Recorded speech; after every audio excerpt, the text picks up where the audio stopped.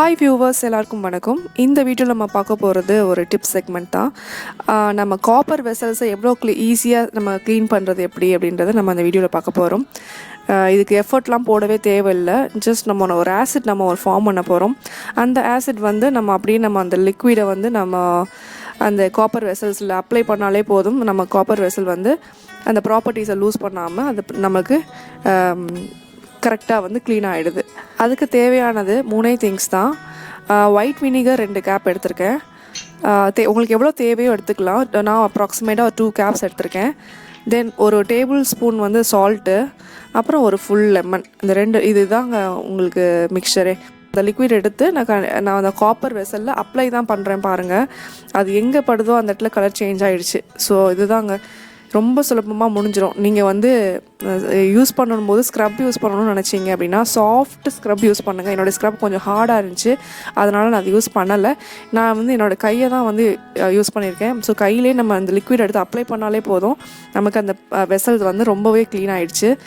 அதே மாதிரி நீங்கள் லெமனை கூட நீங்கள் அந்த லெமன் பீல் பண்ண அந்த தோல் இருக்கு இல்லையா, அதை கூட நீங்கள் யூஸ் பண்ணிக்கலாம்.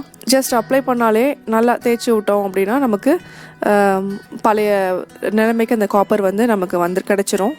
ஸோ இந்த மாதிரி ரெகுலராக நம்ம க்ளீன் பண்ணும்போது கண்டிப்பாக வந்து அது க்ளீனாகவே இருக்கும். நமக்கு பழைய அந்த வாங்கும்போது எப்படி இருந்ததோ அந்த இது ரீட்டைன் ஆகி நமக்கு அப்படியே இருக்கும். அப்புறம் நம்ம காப்பர் வந்து க்ளீன் பண்ணாமல் நம்ம யூஸ் பண்ணோம் அப்படின்னா கண்டிப்பாக அதில் வந்து அந்த லேயர் ஒன்று ஃபார்ம் ஆகிருக்கு இல்லையா, அது வந்து ரொம்ப ஹெல்த்துக்கு நல்லதே கிடையாது. ஸோ அதை க்ளீன் பண்ணிகிட்டே நம்ம யூஸ் பண்ணிகிட்டே இருக்கணும். அடிக்கடி நம்ம காப்பரை க்ளீன் பண்ணிவிட்டு நம்ம அந்த தண்ணியை நம்ம குடித்தா தான் நமக்கு வந்து ஹெல்த்தியானது. நம்ம அதை க்ளீன் பண்ணாமல் இதே மாதிரி வச்சுக்கிட்டு நம்ம வாட்டர் எடுத்துக்கிட்டோம் அப்படின்னா கண்டிப்பாக அது வந்து ஹெல்த்துக்கு வந்து ஹார்ம்ஃபுல் தான். நம்ம காப்பர் வெசல் யூஸ் பண்ணுறது ரொம்ப ரொம்ப நல்லது. அது எஸ்பெஷலி நம்ம வாட்டர் குடிக்கிறதுக்கு தான் யூஸ் பண்ணிக்கணும்.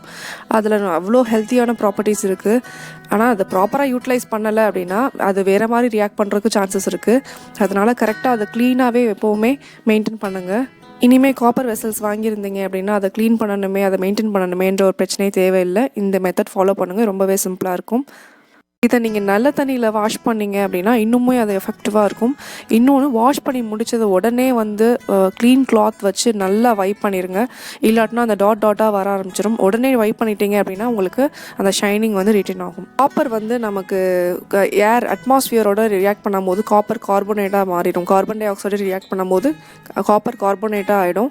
ஸோ அந்த காப்பர் கார்பனேட் இருக்கிறதுனால தான் உங்களுக்கு வந்து அந்த காப்பர் வெசல் வந்து ஒரு மாதிரி பிளாக்கிஷாக க்ரீனிஷாக உங்களுக்கு தெரியுது. அதை ரிமூவ் பண்ணணும்னா நீங்கள் இந்த ஆசிடை வந்து ஃபார்ம் பண்ணி நீங்கள் அதை க்ளீன் பண்ணும்போது அதை யூஸ் பண்ணீங்க அப்படின்னா கம்ப்ளீட்டாக அந்த காப்பர் கார்பனேட் வந்து பிரேக் ஆகிடும். அப்போது தான் அந்த வெசல் வந்து பழைய நிலைமைக்கு வரும். நீங்கள் பாருங்கள், இப்போ என் வெசல் வந்து எவ்வளோ புதுசாக இருக்குது அப்படின்னு. இந்த டிப் உங்களுக்கு ரொம்ப பிடிச்சிருக்கும்னு நினைக்கிறேன். பிடிச்சிருந்துச்சுன்னா கண்டிப்பாக லைக் பண்ணுங்கள், ஷேர் பண்ணுங்கள், சப்ஸ்கிரைப் பண்ணுங்கள். மறக்காமல் பெல் பட்டனையும் கிளிக் பண்ணுங்கள். அப்படின்னா தான் நோட்டிஃபிகேஷன்ஸ் உங்களுக்கு வந்து சேரும். தேங்க்யூ.